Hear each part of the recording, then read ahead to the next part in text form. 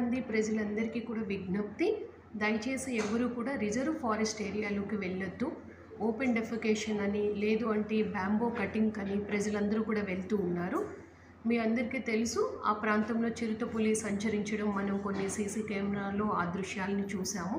నిన్న కూడా ఒక ఘటన జరిగింది. అది ఇంకా ఫారెస్ట్ అధికారులు నిర్ధారణ చేయలేదు, అది చిరుత లేదంటే వేరే ఏమైనా జంతువు అతనిపై దాడి చేసిందా అన్నది. అందుకని ఇప్పుడు రెవెన్యూ, అలాగే పంచాయత్, ఎండోమెంట్స్, ఫారెస్ట్ ఈ 4 డిపార్ట్మెంట్స్తో ఒక కోఆర్డినేషన్ కమిటీ వేయడం జరిగింది. ఇందులో విలేజ్ ఎల్డర్స్ని కూడా ఇంక్లూడ్ చేశాము. అందరూ కూర్చుని ఇప్పుడు ఒక గ్రామ సభ పెట్టి ఎటువంటి చర్యలు తీసుకోవాలి ఏంటి అన్నది మేము అందరి సమక్షంలో సమన్వయంతో తీసుకుంటాము.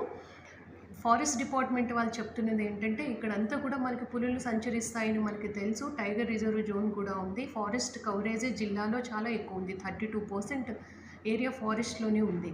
కాబట్టి ఆ పులుల సంచారం అన్నది పులుల్ని కాపాడడం ఒకవైపు మన బాధ్యత. అలాగే రిజర్వ్ ఫారెస్ట్లోకి వెళ్ళకుండా జాగ్రత్తలు తీసుకోవాల్సిన బాధ్యత కూడా మనపైనే ఉంది. ముఖ్యంగా టెంపుల్ అథారిటీస్ వాళ్ళు గార్బేజ్ అంతా కూడా రిజర్వ్ ఫారెస్ట్ కొండపైకి వేస్తూ ఉన్నారు. అక్కడికి వచ్చిన పిగ్స్, డాగ్స్ గురించి ఈ లేయోపార్డ్ అన్నది వస్తూ ఉంది.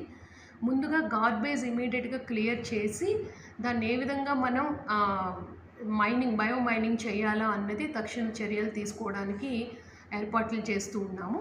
అలాగే గ్రీన్ నెట్ ఒకటి వేస్తే లియోపార్డ్ అది రావడం తగ్గుతుంది కాబట్టి గోశాల చుట్టూ పెట్టాం. ఇంకా మరికొంత కూడా అది ఎక్స్టెండ్ చేయడం అనేది జరుగుతుంది మనకి. అలాగే ఫారెస్ట్ డిపార్ట్మెంట్ వాళ్ళకి క్లియర్గా చెప్పాను, ప్రజలందరికీ అవేర్నెస్ కల్పించి అప్రమత్తంగా ఉండమని బోర్డు బిగ్ సైజులో అందరికీ కనపడాలి. అలాగే చాలామంది మనకి టూరిస్ట్ కూడా వస్తూ ఉంటారు మహానంది టెంపుల్కి. వాళ్ళకు కూడా చూడగానే అంటే జనాల మధ్యలోనే ఉండాలి, కానీ వెనుక వైపు ఫారెస్ట్ చూడాలి అన్నది తపన లేకుండా టెంపుల్ దర్శనం చేసుకుని అందరూ గ్రూప్గానే ఉండేటట్టు ఉండాలి అని నేను విజ్ఞప్తి చేస్తూ ఉన్నాను.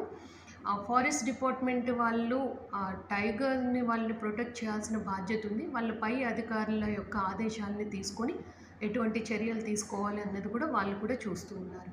కాబట్టి ప్రజలకు మరొకసారి చెప్తూ ఉన్న, రిజర్వ్ ఫారెస్ట్ జోన్కి ఎట్టి పరిస్థితుల్లో కూడా ఎవరు వెళ్ళొద్దు. దయచేసి గమనించండి. మీరు కోరినట్టు అధికారులు ఎటువంటి సపోర్ట్ మీకు ఇవ్వాలో అన్ని విధాలుగా కూడా సపోర్ట్ ఇవ్వడం జరుగుతుంది.